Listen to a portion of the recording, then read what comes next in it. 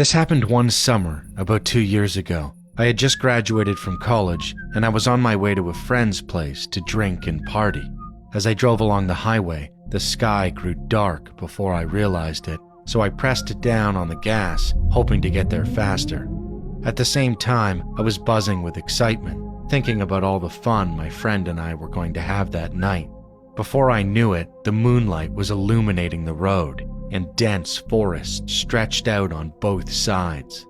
There were hardly any cars around. When I saw a sign for a rest area, I decided to pull in and grab a quick snack.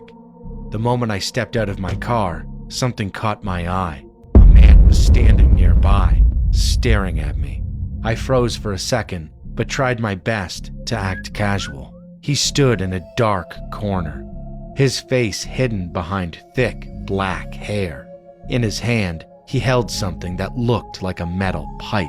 He lifted it to his mouth like a microphone and began humming a strange tune I couldn't quite make out. Assuming he was just some weirdo, I hurried past him and headed toward the convenience store. Even after I reached the entrance and glanced back, he was still standing there, watching me. As I entered the store, I noticed the clerk was nowhere to be seen. Instead, I could hear someone humming softly, somewhere between the aisles. By that point, I knew something felt wrong. I quickly grabbed an energy drink and headed for the exit. Then, a loud bang slammed against the glass door behind me. I spun around. The man from outside was opening the door and stepping into the store. Under the bright lights, I could finally see him clearly. He was tall, and his hands were covered in scars. Slowly, he started walking toward me, gripping the metal pipe. Then he spoke. "Your screams will make our song complete. We needed another instrument, and then you showed up." As he stared at me, his eyes moved up and down my body, sizing me up, and as they did, his humming grew louder.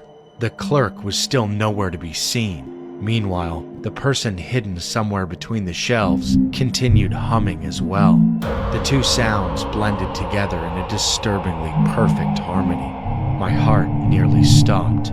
Then it began pounding so hard, I could hear it in my ears. The man's footsteps seemed almost rhythmic, like he was moving to the beat of some invisible song. Then he pulled out his phone. He tapped something on the screen and held it up for me to see. A voice recorder app was running. Next, he set the phone down on a nearby shelf. Then he gripped the metal pipe with both hands and took a stance like he was preparing to swing it. At that moment, the air seemed to freeze. I ran. I bolted for the door and sprinted out of the store. Seconds later, he came charging after me. I jumped into my car, started the engine, and slammed my foot on the gas pedal. As I sped away, I saw him climb into a truck that had been parked in a dark corner of the lot. Then he came after me. The truck raced onto the highway behind me. As he drove, he leaned his head out the driver's side window and screamed in an impossibly high-pitched voice. My hands shook violently on the steering wheel, but I kept driving as fast as I could. Eventually, the truck grew smaller and smaller in my rearview mirror. Then it disappeared completely. It took a long time for the shaking to stop. The entire drive afterward felt unreal. Thoughts poured through my head non-stop.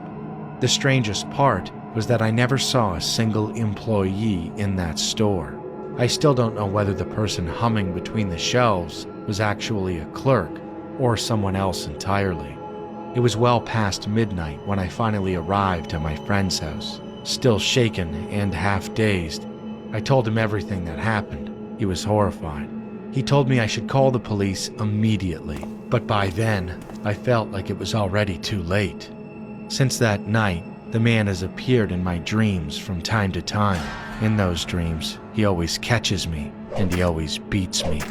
I wake up every time, fighting the urge to scream, and the tune he was humming, it never really left me. Even now, I can still hear it playing over and over in my head, like a song that refuses to end.